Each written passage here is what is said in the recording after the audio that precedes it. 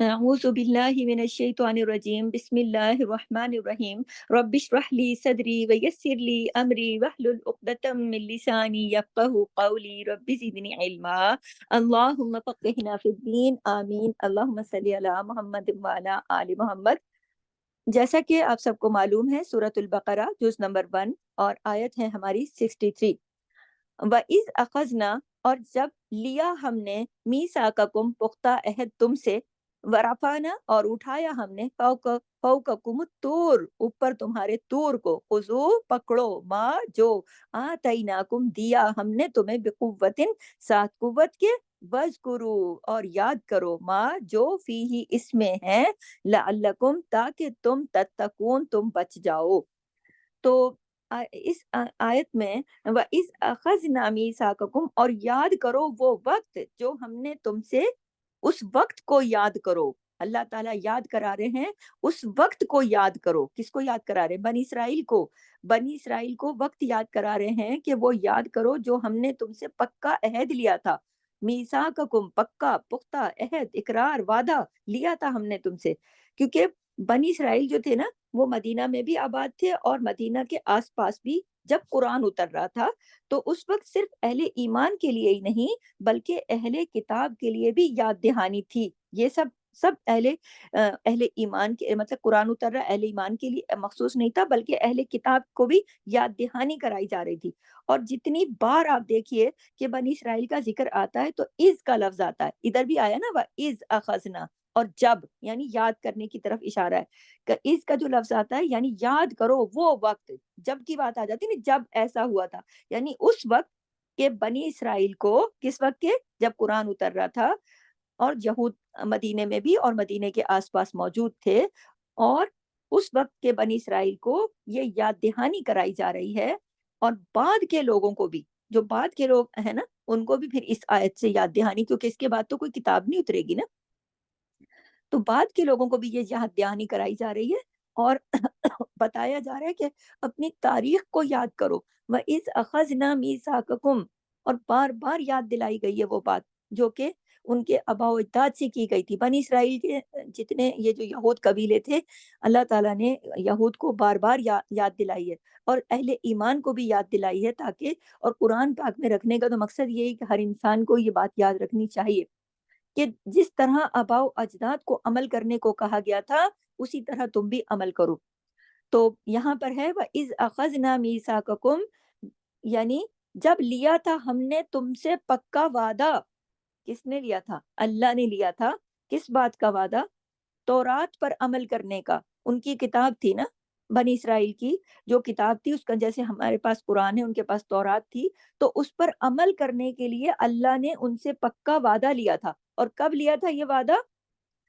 کب لیا تھا؟ جب ان کے اندر کمزوری آ گئی تھی، جب انہوں نے اپنی کتاب کو چھوڑ دیا تھا، غفلت برتنا شروع کر دی تھی، اللہ تعالیٰ نے ان کو ان کے عمل کے لیے کتاب اتاری تھی نا، کہ اس کے مطابق اس کو سیکھو، اس کو پڑھو، اس کو سنو، اس کو سمجھو، اس پر عمل اتارو اور عمل کرو، اور جو کتاب اللہ نے اتاری ہے اب اپنی زندگی تم اس کے مطابق گزارو۔ مگر انہوں نے غفلت کر دی، انہوں نے اس کتاب کو چھوڑ دیا اور اس سے انہوں نے بالکل اس کو چھوڑ دیا۔ تو اب جب انہوں نے غفلت برتنا شروع کی اور جب اللہ کی آیات کو پیٹ پیچھے ڈال دیا، یعنی اللہ کی آیات کو انہوں نے پس پشت ڈال دیا۔ پس پشت ڈال دینے کا مقصد سمجھتے صرف یہ نہیں کہ کتاب کو اٹھا کے پیچھے کرنا، نہیں، کتاب کو جو اس کا مقصد تھا وہ مقصد فوت کر دیا۔ اس کو کہتے پس پشت ڈال دینا۔ کتاب اگر سامنے ہوگی، کھلی ہوگی، پڑھی جا رہی ہوگی، اس کو سمجھا جا رہا ہوگا، اس کو سنا جا رہا ہوگا، اس پر عمل کیا جا رہا ہوگا، تو یہ ہوتا ہے کتاب کا اصلی حق ادا ہو رہا ہوگا۔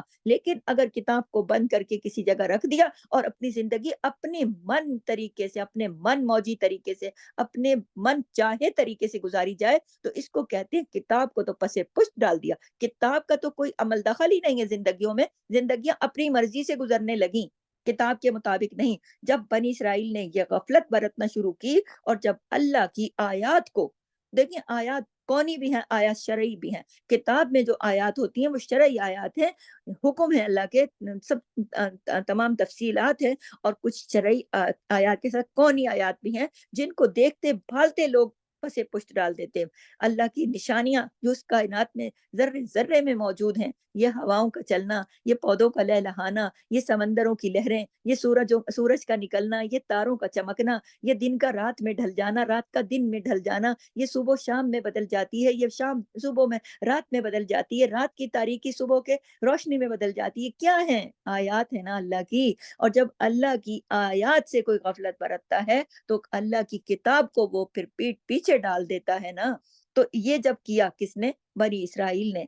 तो फिर क्या हुआ? फिर अल्लाह ने उस वक्त क्या किया? वादा लिया, वरफाना फौककुम तूर। और कैसे लिया वादा अल्लाह ताला ने? फिर उठाया अल्लाह ताला ने कोहे तूर को, उस पहाड़ को, यानी कोहे तूर को उनके सरों के ऊपर उठा के लाया अल्लाह ताला एक छतरी की तरह, और उठाकर उनसे फिर अहद लिया, उनसे पक्का वादा लिया। जरा आप तसव्वुर करें, जरा सोचें कि एक इतना बड़ा पहाड़ जमा जमाया, जिसको कोई हवा हिला न सके, जो इतना वजनी, जब अल्लाह ने उठाया, उनके सरों पर लहराया, मुसल्लत किया बिना किसी सहारे के। और सूरतुल अल आराफ की आयत नंबर 171 में भी इसका जिक्र आता है, जो तर्जुमा बता रही हूँ। और जब हमने उनके ऊपर पहाड़ उठाकर उनके ऊपर साइबान की तरह, यानी छत की तरह, छत में तो फिर दीवारें होती ना, छत भी नहीं, छतरी की तरह उठा दिया, छा दिया, मुसल्लत कर दिया, उनके ऊपर लहरा दिया, उनके सरों के ऊपर खड़ा कर दिया। क्यों? उस वक्त कहा गया खुजू मा आतैनाकुम, उस वक्त कहा गया, यानी नरमी से नहीं माने ना, तो फिर सख्ती भी दिखाई गई। खुजू मा आतैनाकुम, यानी पकड़ लो जो दिया है हमने तुम्हें, यानी तौरात में जो भी तुम्हारे पास है उसे मजबूती से पकड़ो। फौका कुमुत्तूर, पहाड़ को उठाया अल्लाह ने, जरा तसव्वुर करें कैसे, और उनके सरों पे लहराया, उनके सरों पे खड़ा कर दिया पहाड़ को। जैसे हम कहते हैं ना कोई चीज उठा के मारूं मैं, या गिराऊं तुम्हारे ऊपर, या अकल आती है कि नहीं, अब आगे मानोगे कि नहीं, अमल करोगे कि नहीं, सुधरोगे कि नहीं। इस तरीके से अल्लाह ने उठाया पहाड़ और लहराया सर पे और कहा खुजू मा आतैनाकुम, पकड़ो, पकड़ो इसको जो दिया है हमने तुम्हें कुव्वत के साथ, बिकुव्वतिन, कुव्वत के साथ। और कुव्वत के साथ का मतलब ये नहीं कि उधर जोर लगा दो किताब को पकड़ लो, उसका जोर लगाना उसके पढ़ने में, उसके सुनने में, उसके समझने में, उसके अमल करने में, और उसको आगे फैलाने में, और अपनी जिंदगियां उसके मुताबिक बनाने के लिए लफ्ज आया कुव्वत का। तो अल्लाह ताला ने उनको, बनी इसराइल को याद दिलाया कि तुम्हारी तो कौम के ऊपर पहाड़ को ऐसे लहरा कर दी गई थी उसको तौरात, और कहा था कि जो तुम्हारे पास है, जिसे तुम छोड़ बैठे हो, उसे तुम मजबूती से पकड़ो। मजबूती से पकड़ने से मुराद हाथों से नहीं, अमल से पकड़ो। जोर से पकड़ने से मतलब ये नहीं कि ताकत लगा दो उसके अंदर, बल्कि मजबूती से पकड़ो। यानी किताब हिस्सी तौर पर भी मजबूती के साथ, और एहतियात के साथ, और मानवी तौर पर भी मजबूती के साथ पकड़ी जाती है। और यहाँ मानवी तरफ पकड़ने की तरफ इशारा है। ठीक है, तो यानी जो इस किताब में कहा गया है और जो अहकामात इस किताब में दिए गए हैं, उसको पूरी तरह अपनी जिंदगी पर लागू करो, इसको कहते हैं मजबूती से पकड़ना।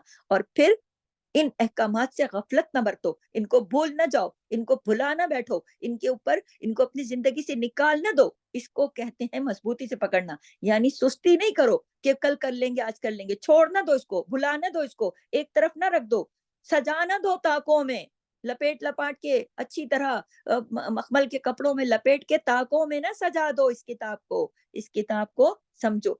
और यहाँ पर मैं एक चीज आप कहती चलूं, आप ये सारी बातें ऐसा लगता है ना कि जैसे आज के माशरे को अगर हम देखें, तो हम ये रवैया कुरान के साथ कर रहे हैं कि नहीं कर रहे हैं। ये सवाल है मेरा। गौर करें कि हम कुरान के साथ क्या कर रहे हैं। हम कुरान को ताकों में सजाए बैठे हैं कि नहीं, कैलीग्राफी कर करके डेकोरेशन पीस बना बना के घरों की दीवारों पे लगा रहे हैं कि नहीं, तावीज बना के गलों में पहन रहे हैं हम कुरान को शादियों में लेकर आ जाते हैं, बच्चियों के सरों पे लहराने के लिए। हम कुरान को अदालतों में ले आते हैं गवाहियां दिलवाने के लिए। हम कुरान को किधर किधर नहीं लेकर आ रहे। हम कुरान को उस तरीके से कर रहे हैं जिस तरीके से अपनी जिंदगियों में दाखिल किया हुआ है, बेकुवतिन, कुवत के साथ हमने वो किया हुआ है उसका हक अदा, कि जो करना चाहिए। या हम ताकों में सजा के और उसके ऊपर उसको रख के बैठे हैं, और उसको बड़ी इज्जत के साथ और बड़े एहतराम के साथ रख दिया है, खोलने की नौबत ही नहीं आती। खुलता तब है जब कोई दुनिया से चला जाए, उस दिन पारा पारा करके बांट दिया जाता है कि चलो भाई तुम ये पढ़ो, तुम ये पढ़ो। कि आज जो कुछ कुरान के साथ हो रहा है,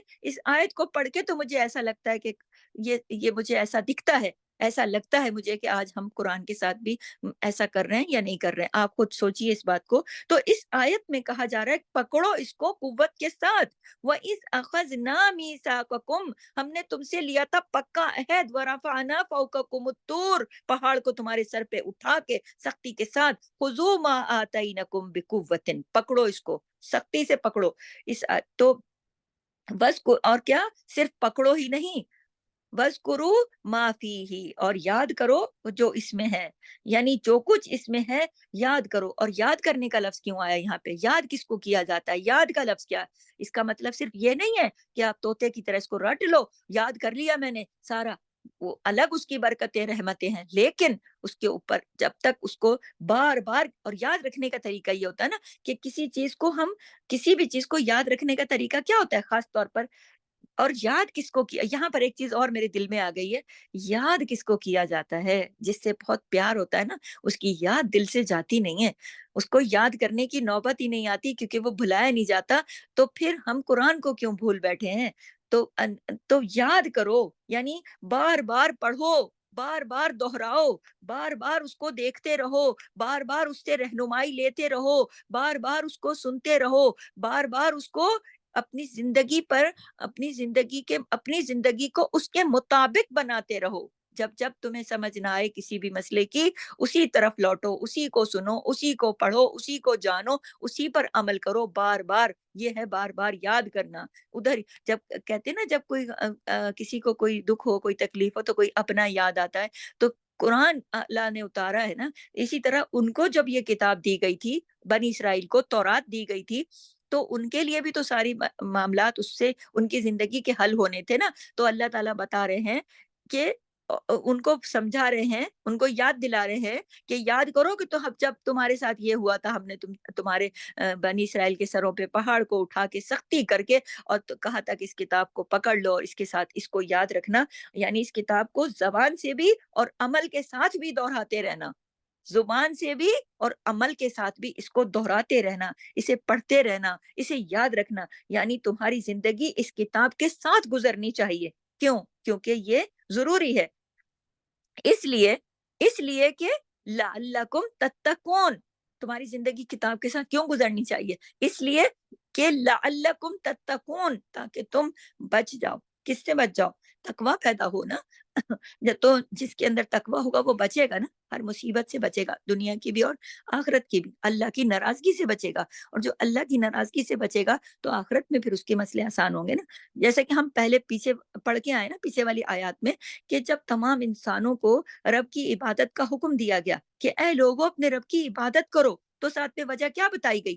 کیوں عبادت کروانے کا حکم دیا اللہ نے؟ یہی وجہ بتائی گئی نا، لعلکم تتقون، تاکہ تمہارے اندر تقوی پیدا ہو، اللہ کا ڈر آ جائے تمہارے اندر، اور اللہ کی اطاعت کا صحیح طریقہ تمہیں آ جائے، اور تم نافرمانی سے بچو۔ اسی کا نام تقوی ہے نا، اللہ کی نافرمانی سے بچنا، فرما برداری کرنا، تاکہ انسان آخرت کی مصیبت سے بچ سکے۔ دیکھیں قرآن مجید میں روزوں کی فرضیت کا جہاں پر حکم آیا نا، وہاں پر بھی اللہ نے فرمایا کہ لعلکم تتقون، کہ روزے فرض کیے، اور ساتھ میں یہ کہا نا کہ تمہارے اندر تقوی پیدا ہوگا اس عبادت سے بھی۔ تو عبادات سے تقوی پیدا ہوتا ہے۔ اب بات کس سے کی جا رہی ہے؟ واپس میں تھوڑا سا آپ کو یاد دہانی کروں کہ اللہ یاد کرا رہا ہے بنی اسرائیل کو، اور کتاب آخری ہے، پیغام آخری ہے، اور قرآن ہمارے نبی پر اتارا گیا، تو یہ پیغام سب ہمارے لیے بھی ہے، اور ہم اس آئینے میں خود کو بھی دیکھیں گے۔ تو یہاں پر بات ہو رہی لعلکم تتقون، تاکہ تقوی پیدا ہو، تقوی پیدا ہو، اللہ کا ڈر، اللہ کا خوف پیدا ہو، اور تاکہ وہ پھر ہمارے لیے راہ نجات بھی ہو۔ تو اس آیت سے بہت ساری قیمتی باتیں پتہ چلتی ہیں، بہت سارے خوبصورت پوائنٹس پتہ چلتے ہیں، بہت ساری عمل کی اور بہت ساری باتیں پتہ چلتی ہمیں۔ تو پہلی جو بات ہے، جو نمبر 1 لکھیں، کہ جو پہلی بات ہے نا کہ پکا وعدہ لیا گیا، نمبر 1 پہلی بات، پکا وعدہ لیا گیا کتاب کو پڑھنے کا اور اس پر عمل کرنے کا۔ اسی کو اس کتاب، یہ آیت بنی اسرائیل کو یاد دلا رہی ہے، تو اس میں ہمارے لیے جو حکم احکام ہیں وہ ہمیں سمجھ آ رہی نا، کہ بنی اسرائیل کو سے پکا وعدہ لیا گیا کتاب کو پڑھنے کا اور اس پر عمل کرنے کا۔ تو ایک مسلمان سے نہیں لیا وعدہ اللہ نے کتاب کو پڑھنے کا؟ کیا لیا نا اللہ نے؟ تو اللہ تعالیٰ کے آخری نبی جو سب سے افضل اور خاتم النبیین ہیں، تو ان کی امت کے لیے جب قرآن قرآن اتارا گیا تو کتنا اہم ہے نا قرآن کو پڑھنا اور اس پر عمل کرنا، کہ بنی اسرائیل سے بھی پکا وعدہ لیا گیا تھا تورات کے لیے، ٹھیک ہے، لیکن پھر وہ ساری آسمانی کتابیں تھیں اور یہ سب سے آخری آسمانی کتاب ہے، اور رہتی دنیا تک انسانوں کو اسی کے مطابق زندگی گزارنی ہے۔ تو یہ بات ہمیں پتہ چلتی ہے نا کہ ہم نے اسی بک پر عمل کرنا ہے، کیونکہ یہی اللہ کو پسند ہے۔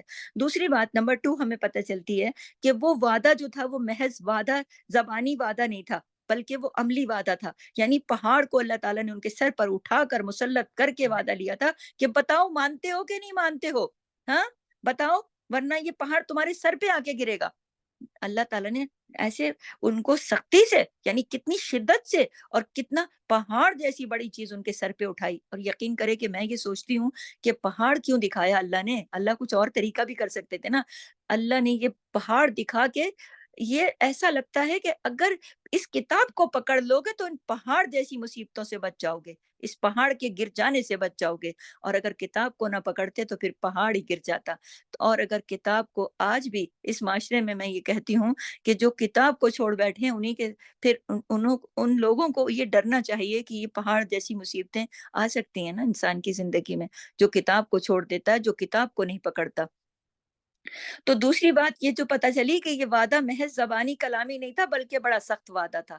اور تیسری بات یہ پتہ چلتی ہے کہ اللہ ہر چیز پر قادر ہے، وہ چاہے تو ایک کن کہہ دے، ایک جمے جمائے پہاڑ کو بھی اللہ تعالیٰ اٹھا کے سر پہ لہرا سکتا ہے، اٹھا سکتا ہے، کھڑا کر سکتا ہے بنا کسی سہارے کے، جیسے اللہ نے پانی کو حکم دیا تھا اور سمندر پھٹا تھا اور دونوں طرف پانی پہاڑوں کی شکل میں کھڑا ہو گیا تھا اور بیچ میں سے راستہ بنا تھا۔ یہ ہے اللہ کی ہر چیز پر قادر ہونا۔ اور جب اس نے حکم دیا پہاڑ کو تو پہاڑ جا کے سر پہ کھڑا ہو گیا۔ مثلاً اور ان کو ڈرایا، جیسے ماں اپنے بچے کو اچھی کوئی نصیحت کرتی ہے اور اچھا کام ہوتا ہے، اور ماں چاہتی ہے نا کہ ہر صورت میرا بچہ یہ کام کرے، تو وہ اپنے لہجے میں اتنی شدت لے کر آتی ہے، کبھی آنکھیں نکال کے، کبھی آواز اونچی کر کے، کبھی بچے کا کان پکڑ کے، تاکہ وہ بڑے ہو کر یہ نہ کہے کہ آپ نے مجھے سمجھایا کیوں نہیں تھا، آپ نے مجھے بتایا کیوں نہیں تھا۔ ہوتا ہے نا، مائیں بتاتی ہیں، سختی بھی کرتی ہیں، ان کے ساتھ اس طرح بتاتی ہیں کہ ان کو اچھی طرح ان کے دل میں اترے، اور پھر یہ بھی ہوتا ہے نا کہ وہ بڑے ہو کر کوئی یہ شکایت بھی نہ کرے، تو کہ کوئی بعد میں یہ بھی نہ کہے کہ ہمیں تو بتایا ہی نہیں تھا، ہمیں تو ہماری تربیت ہی نہیں، کہ ہمیں تو سمجھایا ہی نہیں۔ تو بعض مرتبہ کسی کو ایسا ہوتا ہے نا کہ کسی مرتبہ ایسا ہوتا ہے کہ ہم کسی کو سمجھاتے ہیں نا، بچوں کو جیسے مائیں سمجھاتی ہیں یا استاد سمجھاتے ہیں یا جیسے بھی رشتے ناتے ہوتے ہیں، مرتبے ہوتے ہیں، اسی لحاظ سے کوئی لوگ ایسے ہوتے ہیں جو لفظوں سے سمجھ جاتے ہیں، صرف لفظوں سے، اشاروں سے، تھوڑی سی بات کر دو، تھوڑے بہت اشارے دے دو، بات سمجھ جاتے ہیں۔ لیکن کچھ لوگ ہوتے ہیں کہ پھر ان کے ساتھ سختی بھی کرنی پڑتی ہے۔ یہ بات بھی یہاں سے سمجھ میں آ رہی ہے کہ کتنی نرمیاں کر لی تھی اللہ تعالیٰ نے، لیکن ان کی سمجھ میں بات آ نہیں رہی تھی، تو پھر اللہ تعالیٰ نے سختی کی اور پہاڑ اٹھایا سر پہ۔ یہاں پر ایک بات اور میرے دل میں اچانک آئی ہے کہ دیکھیں آج کل کے اس دور میں جب مصیبتیں آ رہی ہیں، لوگ یہ بھی کہتے ہیں کہ مسلمان تو اتنی اہم امت ہے، پھر ان پہ کیوں سختیاں آ رہی ہیں، مصیبتیں آ رہی ہیں۔ تو اگر دیکھا جائے تو اللہ تعالیٰ سختیاں، مصیبتیں تو کسی بندے پہ نہیں لاتا نا، اللہ تو ظالم نہیں ہے۔ انسانوں کے اپنے اعمال کی وجہ سے، جیسے بنی اسرائیل نے کتاب کو چھوڑ دیا تھا تو پھر اللہ کو مجبوراً پہاڑ اٹھا کے ان کے سر پہ لہرانا پڑا کہ گراؤں میں پہاڑ کو تمہارے اوپر، یا پکڑتے ہو۔ تو اسی طرح اللہ نے امت محمدیہ کے ساتھ تو پھر بھی بہت آسانیاں کر دی کہ یہ جو پریشانیاں ہوتی ہیں یا دکھ ہوتے ہیں یا مصیبتیں ہوتی ہیں، تو یہ ایک طرح کا پیغام ہے کہ پکڑو اپنی کتاب کو۔ لوگ کہتے ہیں نا کہ دین میں تو کچھ جبر نہیں ہے، لا اکراہ فی الدین، دین میں تو کچھ جبر نہیں ہے، ہاں۔ تو بات یہ ہے کہ جب تک آپ دین میں نہیں ہوتے ہو تو پھر تو کوئی جبر نہیں ہے نا، کوئی کسی کو مار پیٹ کے تو دین میں نہیں لا سکتا نا، زبردستی کر کے، آنکھیں دکھا کے، کان پکڑ کے، یا غصہ دکھا کے دین میں تو نہیں لا سکتا۔ لیکن جب دین میں آ گئے ہو تو پھر ہر طرح کی کوشش کرنا چاہیے، اس کو سکھانے کے لیے، اس کو سیکھنے کے لیے محنت بھی کرنی چاہیے، اور سمجھانے والوں کو، تربیت کرنے والوں کو پھر سارے طریقے اختیار کرانے پڑتے ہیں۔ مثلاً بچہ ہے، چھوٹا ہے، نماز سے ابھی اس کی عمر 10 سال ہو گئی ہے، تو اگر اس کو ماں باپ اسی حال پہ چھوڑ دیں، اس کو سکھائیں کوئی نہ، اس کو سمجھائیں کوئی نہ، اور اس کو کبھی پیار سے، کبھی مار کے پڑھانی پڑتی ہے نا نماز، تو اس کی کیوں؟ کیوں کیوں پیار کبھی پیار کر کے، کبھی ڈانٹ کے، کبھی مار کے کیوں پڑھانی پڑتی ہے؟ کیوں مار کا وہاں اختیار بھی دیا؟ اس لیے کہ وہ اس وقت میچور نہیں ہوتا بچہ، عقل کے لحاظ سے پختہ نہیں ہوتا، اس کو اپنے نفع نقصان کا پتہ ہی نہیں ہوتا کہ کیا میرے لیے بہتر ہے، تو پھر اس کو نصیحت کے ساتھ تھوڑی بہت سرزنش بھی کرنی پڑتی ہے، تھوڑا بہت غصہ بھی دکھانا پڑتا ہے، تھوڑا بہت ہلکا پھلکا اس کو ماننا ہی پڑتا ہے، کیونکہ وہ نماز کی عادت بنائے پختہ، اس لیے کہ وہ اپنی پختگی کی عمر کو ہے نہیں اور وہ خود فیصلہ کرنے کی صلاحیت میں نہیں ہے۔ تو جب تک وہ ناپختہ ہے، چھوٹا ہے، کم عقل ہے، صحیح فیصلے نہیں کر، تو والدین کی ذمہ داری ہے کہ وہ اس کی رہبری کرے اور طریقے بدل بدل کے کرے، رہنمائی کرے۔ تو بنی اسرائیل بھی ابھی اتنے میچیور نہیں تھے، اتنے پختہ نہیں تھے، تو ان کو صرف زبان سے نہیں بلکہ عملی طور پر ڈانٹ کے اور ڈرا کے اور سر پہ پہاڑ اٹھا کے اور ان کو دکھا کے، اور تو ان کو یہ سمجھایا جا رہا ہے کہ پکڑ لو، لے لو اس کتاب کو بہت مضبوطی سے۔ اس کتاب کو، اور مضبوطی کا مطلب میں آپ کو پہلے بتا چکی ہوں کہ صرف مضبوط ہاتھوں سے ہی نہیں، مضبوط ہاتھوں سے پکڑو گے تو پھر اس کو پڑھو، اس کو سنو، اس کو سمجھو، اس پر عمل کرو، اپنی زندگیاں اس کے مطابق گزارو۔ تو اسی میں ہمارے لیے بھی یہ جو بات ہے کہ میں آپ کو پوائنٹس بتا رہی ہوں، تو اس آیت سے جو باتیں پتہ چل رہی ہیں، تو یہاں ایک اور بات نمبر 4 پہ پتہ چلتی ہے کہ حکم صرف بنی اسرائیل کے لیے نہیں ہے بلکہ یہ ہمارے لیے بھی ہے، اور ہمیں بھی اس سے نصیحت پکڑنی چاہیے کہ ہم صرف جو قرآن کو، ہماری جو کتاب ہے، ہم نے بھی سوچنا ہے نا، ہم نے بھی اسی پر عمل کرنا ہے نا، کہ اللہ نے جو کتاب ہمیں دی ہے وہ صرف پکڑنے کے لیے، مضبوطی سے پکڑنے کے لیے، دل سے عمل سے، یہ نہیں ہونا چاہیے کہ انسان کا دل چاہے تو پڑھ لیا، دل نہیں چاہے تو نہ پڑھا۔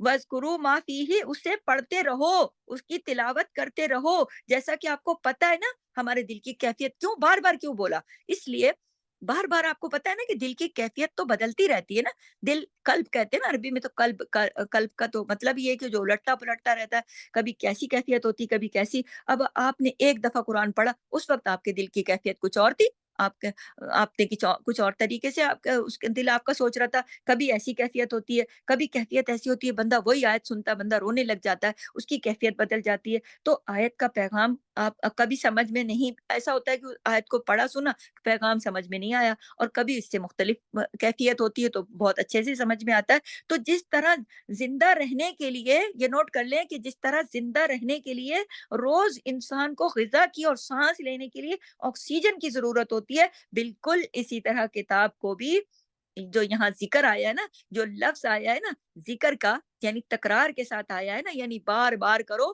تو اسی طرح کتاب کو بھی لازمی سمجھ لو، روز پڑھو، سمجھو اور اس پر عمل کرو، اسی میں فائدہ ہے۔